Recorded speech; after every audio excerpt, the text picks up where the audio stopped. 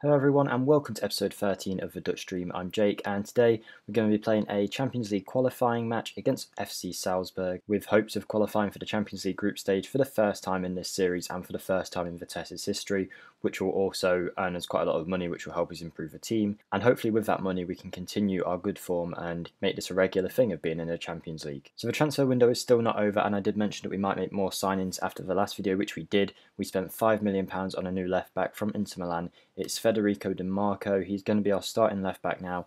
It was kind of a decision because we needed a bit more cover for Max Clark, but he actually comes in and is better than Max Clark, and as an English player I think one day we'll be able to sell Max Clark on for a decent amount of money. So Di Marco comes in as our new left back. It was a big amount of money for us to spend, and in the early games he's been playing so far he hasn't looked that good, but he does need to settle in, and then hopefully we'll push on and be that player that we need at the left back position probably for a good few years to come. He's a very all-round player with 3.5-star current ability and 4-star potential ability, valued at 7.5 million. We got him for 5, so I think we've done a pretty good deal there. You last saw us in a match against Ajax, which was like the Community Shield before the season kind of game, and since then things haven't gone that great. We beat Twente 2-0 in an away match, and it was quite an easy win.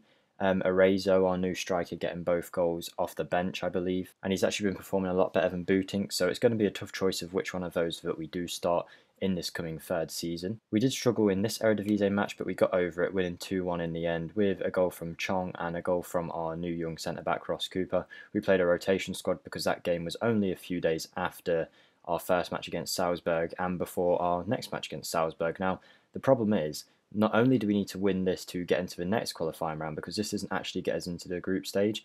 If we win this, we go into another match against a team that are even better than Salzburg. And at the minute, we don't even look good enough to beat them. So Salzburg are probably the best team in. I think they're from Austria. Let me just double check that. Yeah, they're from the Austrian Bundesliga, and they're probably the best team there.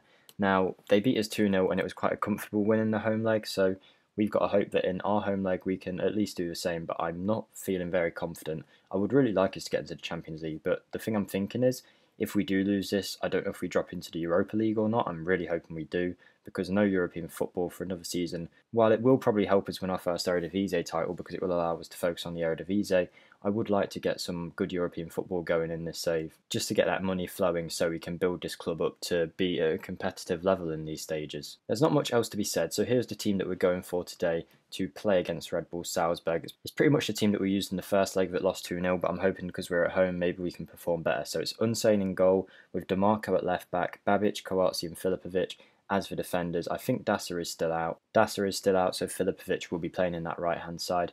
Hoff, Bazor and McKenna as the midfield, the same midfield as last season, with Malambi, Zeballos and Arezzo as our attacking lineup. Yeah, I'm not feeling very confident going into this one, but hoping we can get a win and hopefully put ourselves into the next stage of the European qualifiers, but we'll see how it goes. So I hope you do enjoy the video, and let's get into the match. And we are off here in the game against Salzburg, and I would just like to say, in recent times we were aiming for 90 subscribers, and then we suddenly got like 4 subscribers between the last video and this video, so we're currently on 92, so I want to say a big thank you to everyone for that.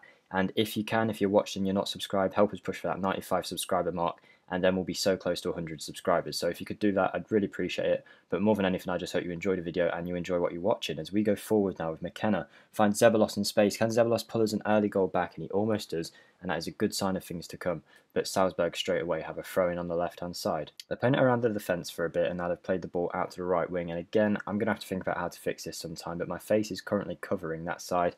And they've scored with their first chance of the match. Berisha, who I've never heard of, the ball seems to fall for him nicely in the box, and he scores. And we put ourselves in a really tough position now, because not only do we need to score twice just to get it, no, we need to score 3 times to get it level, but then Salzburg will have the away goal. So yeah, we're going to have to score like 4 goals now. It's going to be a very tough ask, and I would expect us to be out, but you never know. Let's see if we can put up a good performance, and then we'll find out if we drop into the Europa League or not, which I'm really hoping we do, because the Europa League is definitely more our level, and we could hopefully push past the group stages, which we didn't do last year when we were in the Europa League. So considering we couldn't get out of the Europa League group, the Champions League does seem quite a way off for us so far, and it's not like we improved the team massively over the summer so that we could compete in the Champions League, so I'm not too surprised that we are going out at this stage.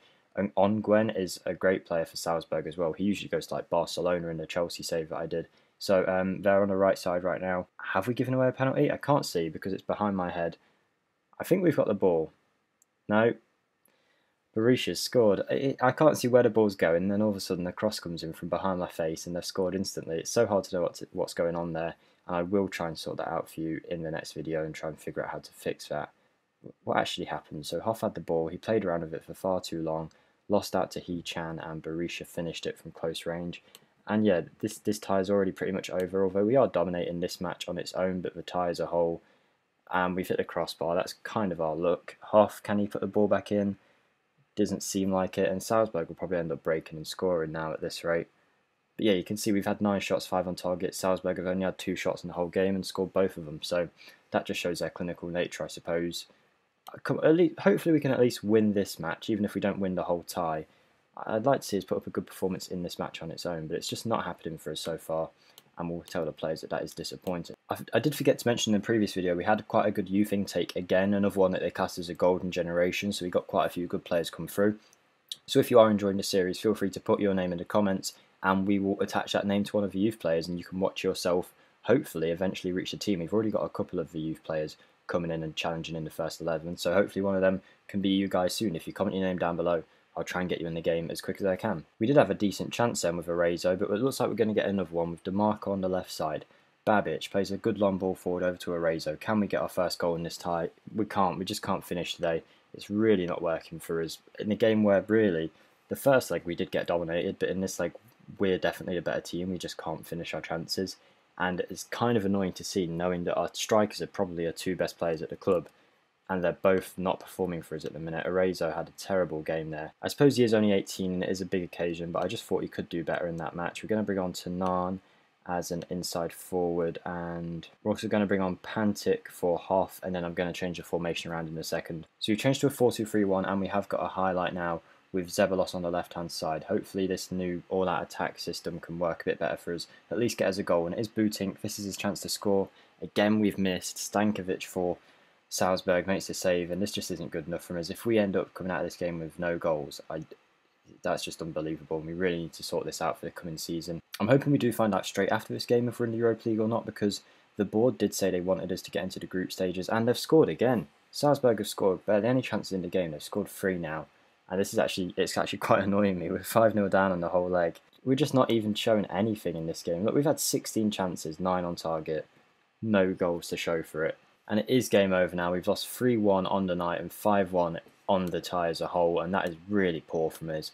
And hopefully, if nothing else, we can find out if we're in the Europa League in a second. Okay, so I have just looked, and it looks like that we are going to get into the Europa League. I checked last season's Europa League, and the teams that went out in the stage that we did end up in the group stages of the Europa League at least. So there's some silver lining in us not qualifying for the Champions League, because the Europa League is probably more of our level.